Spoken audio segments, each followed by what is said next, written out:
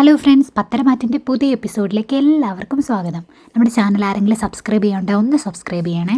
അങ്ങനെ നവ്യയുടെ കുഞ്ഞിൻ്റെ നൂലുകെട്ട് ചടങ്ങിന് വേണ്ടിയിട്ട് ഇങ്ങനെ പങ്കെടുക്കാനായിട്ട് എല്ലാവരും പോവുകയാണ്. ആ സമയത്ത് അനാമിക മാത്രം ഇങ്ങനെ പോകുന്നില്ല. എന്നിട്ട് ജാനകി ചോദിക്കുന്നുണ്ട്, അതെന്താ മോളെ നീ വരാത്തത്? നീ വരണം എന്നുള്ളത് മുത്തശ്ശനൊക്കെ പ്രത്യേകം പറഞ്ഞിട്ടുണ്ടല്ലോ. പിന്നെ നന്ദു എന്ന് പറയുന്ന ആൾ അവിടെ ഇല്ലല്ലോ, പിന്നെ എന്തിനാ മോള് വരാത്തത് എന്നൊക്കെ പറയുമ്പോൾ, അത് പിന്നെ അമ്മയ്ക്കറിയാമല്ലോ, എനിക്ക് അങ്ങോട്ട് വരുന്നതേ ഇഷ്ടമല്ല.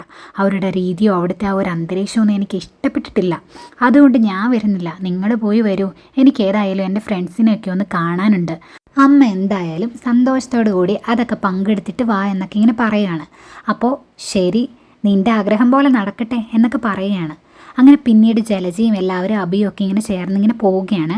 പക്ഷെ ആ സമയത്ത് ആദർശ് മാറി നിൽക്കുന്നുണ്ട്. അപ്പോൾ അനി വന്നിട്ട് അടുത്ത് വന്നിട്ട് ചോദിക്കുന്നുണ്ട്, അല്ല ആദർശേട്ടാ, ആദർശേട്ടൻ എന്താ ഇങ്ങനെ മാറി നിൽക്കുന്നത്?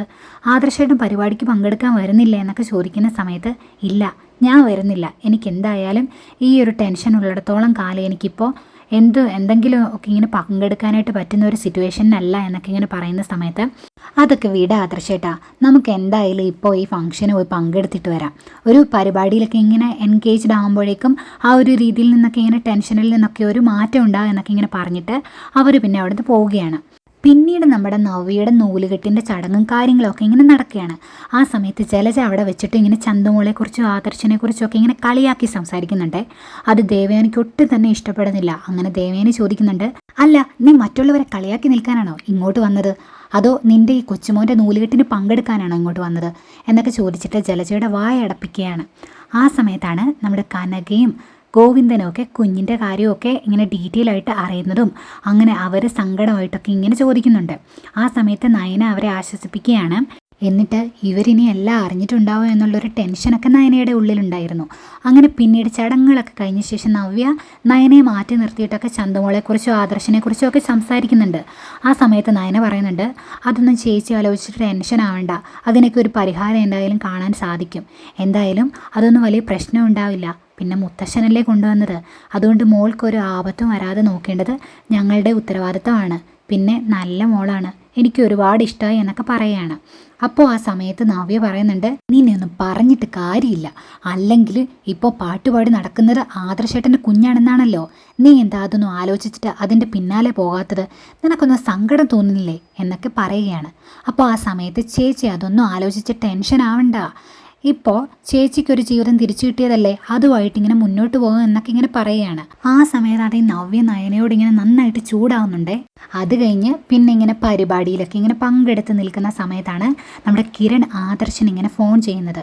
എന്നിട്ട് എന്താടാ, എന്താ വിളിച്ചത്, എന്തെങ്കിലും പ്രത്യേകിച്ചുണ്ടോ എന്നൊക്കെ ചോദിക്കുന്ന സമയത്ത്, അത് പ്രധാനപ്പെട്ട ഒരു കാര്യം പറയാനുണ്ട്, എത്രയും പെട്ടെന്ന് നീ ഒരു പാർക്കിലേക്ക് എത്തണം, ഞാൻ ഇവിടെ ഉണ്ട്, നമ്മൾ അന്ന് മീറ്റ് ചെയ്തിട്ടുള്ള പാർക്കുണ്ടല്ലോ അവിടെ, നീ എത്രയും പെട്ടെന്ന് വാ എന്നൊക്കെ പറയുന്ന സമയത്ത്, എന്താ ആ കുഞ്ഞിനെക്കുറിച്ചുള്ള എന്തെങ്കിലും വിവരം നിനക്ക് ലഭിച്ചോ എന്നൊക്കെ ചോദിക്കുന്ന സമയത്ത്, ആ അതിനെക്കുറിച്ചാണ് ഞാൻ പറയാൻ വിളിച്ചത്, എന്തായാലും വളരെ പെട്ടെന്ന് തന്നെ എത്തണം എന്നൊക്കെ പറയുകയാണ്. എന്നിട്ട് ആദർശ് ഒരു ടെൻഷനോടുകൂടി പോകുന്നുണ്ട്. അവനെന്താ കാര്യം പറയാത്തത്, വളരെ പെട്ടെന്ന് കാണണമെന്നും പറഞ്ഞു, അതിനെക്കുറിച്ചാണെങ്കിൽ ഇങ്ങനെ വിവരം കിട്ടിയെന്നും പറഞ്ഞു, ഇനി എന്താണാവോ ഇതിൻ്റെ പിന്നിൽ അടുത്തത് വരാനിരിക്കുന്നത് എന്നുള്ള ഒരു ടെൻഷനോടെ കൂടി നമ്മുടെ ആദർശ് അവിടെ നിന്ന് പോവുകയാണ്. അങ്ങനെ പാർക്കിലെത്തിയ സമയത്ത് കിരണെ കണ്ടുമുട്ടുന്നുണ്ട്. അപ്പോൾ ആദർശ് ചോദിക്കുന്നുണ്ട്, എന്താ ഇതിൻ്റെ പിന്നിൽ, എന്താ സംഭവിച്ചത്, ആരാണ് ഇതിൻ്റെ പിന്നിൽ, ആരാണ് ആ കുഞ്ഞിൻ്റെ അച്ഛൻ എന്നൊക്കെ ഇങ്ങനെ ആദർശ് ഇങ്ങനെ ചോദിച്ചുകൊണ്ടിരിക്കുക. ആ സമയത്ത് നീ ഇങ്ങനെ ടെൻഷൻ ആവാതെ എല്ലാ കാര്യങ്ങളും ഞാൻ നിന്നോട് പറയാം. നമ്മൾ വിചാരിച്ചതുപോലെ തന്നെ നമ്മൾ സംശയിച്ച ആൾ തന്നെയാണ് ആ കുഞ്ഞിൻ്റെ യഥാർത്ഥ അച്ഛൻ എന്നൊക്കെ പറയുന്ന സമയത്ത്, ആര്, അഭിയോ എന്ന് ചോദിക്കുകയാണ്. അപ്പോൾ അതെ, അഭി തന്നെയാണ് ആ കുഞ്ഞിൻ്റെ യഥാർത്ഥ അച്ഛൻ. അത് അല്ല എന്ന് വരുത്തി തീർക്കാനായിട്ട് അവൻ ഇത്രയും കാലം കഷ്ടപ്പെടുകയായിരുന്നു, അതിൻ്റെയൊക്കെ തെളിവുകൾ എനിക്ക് കിട്ടിയിട്ടുണ്ട് എന്നൊക്കെ പറയുകയാണ്. അങ്ങനെ ആ ഒരു വാർത്ത ഒരു ഞെട്ടലോട് കൂടിയാണ് ആദർശ് കേട്ട് നിന്നത്. എന്നിട്ട് അവൻ ഇത്രയും കാലം എന്നെ ചതിക്കുമായിരുന്നോ, എൻ്റെ മേലിട്ട് അവൻ്റെ കുറ്റങ്ങൾ എൻ്റെ മേൽ ചാർത്തിയിട്ട് അവൻ രക്ഷപ്പെടാൻ നോക്കിയായിരുന്നല്ലേ, എന്നിട്ട് നല്ല വിള ചമച്ച് എല്ലാവർക്കും മുമ്പിൽ നാടകം കളിച്ച് നടക്കുകയായിരുന്നല്ലേ, അവനെ ഞാൻ ഇനി വെച്ചേക്കില്ല എന്നൊക്കെ പറയുകയാണ്. ആ സമയത്ത് കിരൺ പറയുന്നുണ്ട്, നീ എടുത്തയാടി ഒരു തീരുമാനം എടുത്തിട്ട് ഓരോന്ന് ചെയ്യല്ലേ, എന്തായാലും ഇതിനൊരു മുട്ടൻ പണി അവന് കൊടുക്കണം, കുറച്ചൊക്കെ നമുക്ക് ആട്ടം കണ്ട് നിൽക്കാം, എന്നിട്ട് അതിനനുസരിച്ച് തക്കതായിട്ടുള്ളൊരു അവസരം വരുമ്പോൾ നമുക്ക് തെളിവോടുകൂടി അവനെ വേരോടെ പിഴുത് എടുത്ത് കളയാം അനന്തപുരിയിൽ നിന്ന്. തന്നെ അല്ലെങ്കിൽ അനന്തപുരിയുടെ ആ ഒരു സ്ഥാപനത്തിൽ നിന്ന് തന്നെ പുറത്താക്കുന്ന രീതിയിലുള്ള ഒരു തിരിച്ചടി തന്നെയാണ് അവന് കൊടുക്കേണ്ടത്. ഇനി ഇത്തരം പ്രവൃത്തി ചെയ്യാൻ അവന് ഒരിക്കലും മനസ്സ് വരാൻ പാടില്ല. അവൻ പാവം ഒരു പെണ്ണിനെയാണ് ചതിച്ചിരിക്കുന്നത്. അപ്പോൾ ആദർശ് പറയുന്നുണ്ട്, ഞാനിനി ഇത് നവ്യയോടും നയനയോടും ഒക്കെ ഇനി എന്താണ് ഞാനിനി ഇതിനെക്കുറിച്ച് പറയുക എന്നുള്ളത് എനിക്കറിയില്ല. നവ്യ ഇതറിഞ്ഞാലുള്ള അവസ്ഥയെക്കുറിച്ച് ആലോചിച്ചിട്ട് എനിക്ക് ടെൻഷനാകുന്നുണ്ട്. ആ കുട്ടി ഇപ്പോൾ അബിയെ വിശ്വസിച്ച് നടക്കുകയാണ്. അങ്ങനെയാണ് ഇപ്പോൾ അവൻ അവളെ പെരുമാറിയിട്ട് അവളെ സന്തോഷിപ്പിച്ച് നടക്കുന്നത്. പക്ഷെ അവൻ്റെ ഉള്ളിൽ മുഴുവൻ കള്ളത്തരവും നാടകമാണെന്നുള്ളത് ആ കുട്ടി തിരിച്ചറിയുന്നില്ലല്ലോ എന്നൊക്കെ പറയുവാണ് ആദർശ്. അപ്പോൾ അതൊക്കെ ഇങ്ങനെ നയത്തി നമുക്കവരെ പറഞ്ഞ് മനസ്സിലാക്കണം. നീ എടുത്ത് ചാടി ഒരു തീരുമാനം എടുത്തിട്ട് ബഹളം ഉണ്ടാക്കരുത്, പ്രശ്നമാക്കരുത് എന്നൊക്കെ ഇങ്ങനെ കിരൺ പറയുന്നുണ്ട്.